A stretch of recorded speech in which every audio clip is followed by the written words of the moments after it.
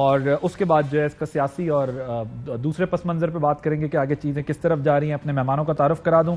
ہمارے ساتھ موجود ہیں سلمان اکرم راجہ صاحب, ماہر قانون ہیں, کسی تعارف کے محتاج نہیں ہیں.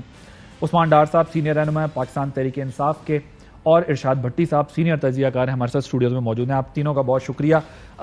سلمان صاحب, میں آپ سے شروع کرنا چاہتا ہوں, ذرا مجھے یہ بتائیے گا کہ جو ڈپٹی اسپیکر کی کل ایک رولنگ آئی ہے, اس پر میں نے سنا ہے, آپ کو آپ کی رائے سنی ہے میں نے, یہ آپ کے خیال میں کیا ہوا ہے؟ یہ آپ کو لگتا ہے کہ پچھلی ججمنٹ میں کوئی ایسی چیز تھی جس کی وجہ سے کوئی واقعی کنفیوژن یا اسپیس موجود تھا حکومت کے پاس یا ڈپٹی اسپیکر کے پاس کہ وہ اس قسم کا فیصلہ لیتے, یا پھر بالکل یہ سیاسی فیصلہ ہی کیا ہے جس طرح مائٹ از رائٹ والا سسٹم چل رہا ہے جو ہم نے نیشنل اسمبلی میں دیکھا, یہ اسی کا ایپیسوڈ 2 چلانے کی کوشش کی گئی پنجاب اسمبلی میں. یور ٹیک آن. دیکھیے جی, میری رائے میں تو جو ہوا وہ بالکل غلط تھا, اور کسی سپریم کورٹ کے فیصلے میں ایسی کوئی گنجائش نہیں تھی جو ڈپٹی اسپیکر صاحب نے پیدا کرنے کی کوشش کی. اور مجھے نہیں پتا کہ قانونی مشاورت چودھری شجاعت صاحب نے یا ڈپٹی اسپیکر صاحب نے کی تھی, نہیں کی تھی, کس سے کی تھی, لیکن اگر کی تھی تو یقیناً ان کو بہت ہی ناقص قانونی رائے دی گئی. کیونکہ دیکھیے, جو مماثلت پیدا کرنے کی کوشش کی جا رہی ہے 25 پی ٹی آئی کے منحرف اراکین کے فیصلے کے ساتھ, وہ مماثلت بنتی نہیں ہے. اس معاملے میں خود الیکشن کمیشن کے سامنے پیش ہوا تھا کچھ منحرف اراکین کی طرف سے, اور وہاں ہمارا موقف یہی تھا کہ پارٹی ہیڈ کو کوئی اختیار حاصل نہیں ہے کہ وہ پارٹی کے جو اسمبلی کے ممبران ہیں ان کو کوئی حکم جاری کریں.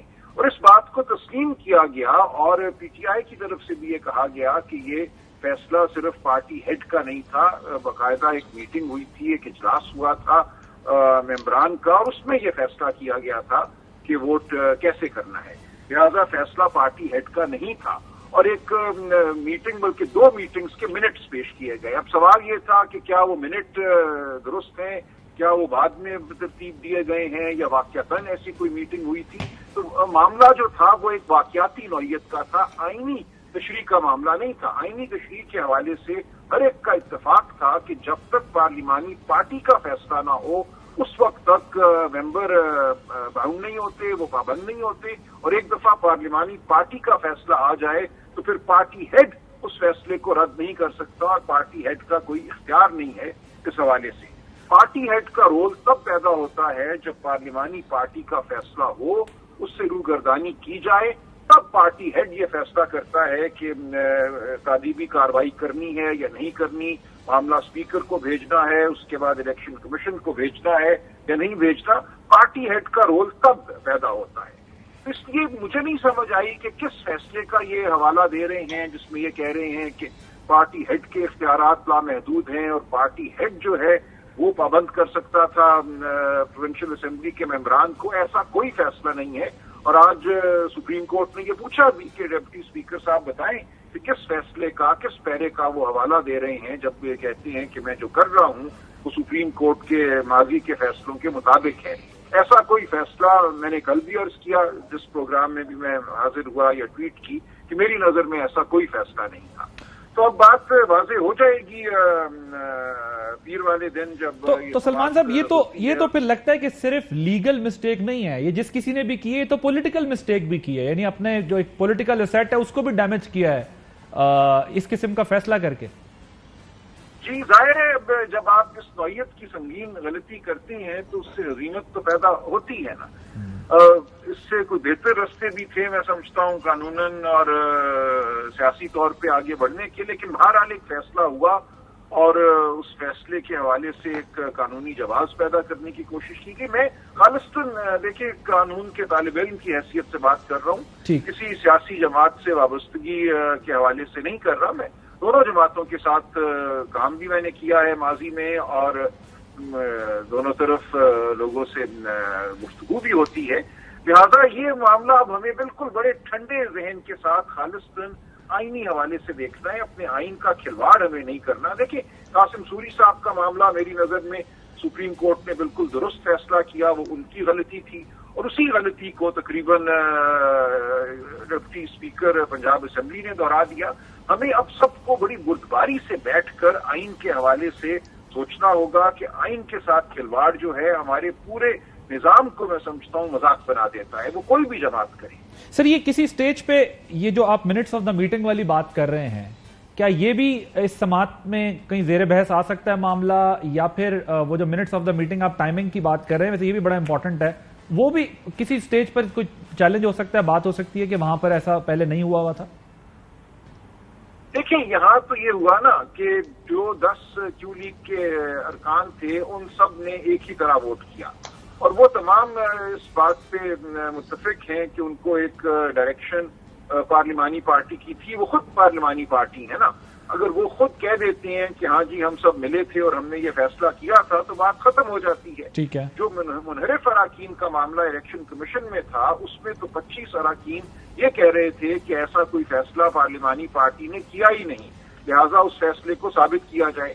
यहाँ बज़ाहिर पार्लिमानी पार्टी का फैसला है और बज़ाहिर कोई दस्तावेज भी उस हवाले से है, लिहाजा अगर ये सब लोग अपने एफिडेविट देते हैं, और इन्होंने अमलन भी ये दिखाया कि इनकी पार्टी का क्या फैसला था जब 10 के 10 ने परवेज इलाही साहब के हक में वोट डाल दिया, लिहाजा यहाँ सूरत हाल बहुत वाज़ेह है कि पार्लिमानी पार्टी का मौक़िफ़ एक था और पार्टी हेड चौधरी शुजात साहब का मौक़िफ़ आखिरी लम्हे कुछ और था। लेकिन आईनी तौर पे चौधरी शुजात के मौक़िफ़ की कोई हैसियत नहीं है, पार्लिमानी पार्टी का फैसला ही मुकद्दम है। ठीक सर, अब ये जो 2 पैरेलल ड्रॉ कर रहे हैं ना, एक सेनेट इलेक्शन की मिसाल दी जा रही है कि जी वहां पर भी 7 वोट रिजेक्ट हुए थे, लेकिन उसके बावजूद भी उसको अदालत ने मेंटेन किया था प्रिजाइडिंग अफसर के फैसले को, और दूसरी ये भी कि 18वीं तरमीम में किस हद तक जो है वो आपके ख्याल में या आपकी नॉलेज में इख्तियार मौजूद है पार्टी हेड का कि वो क्या कर सकता है और क्या नहीं कर सकता?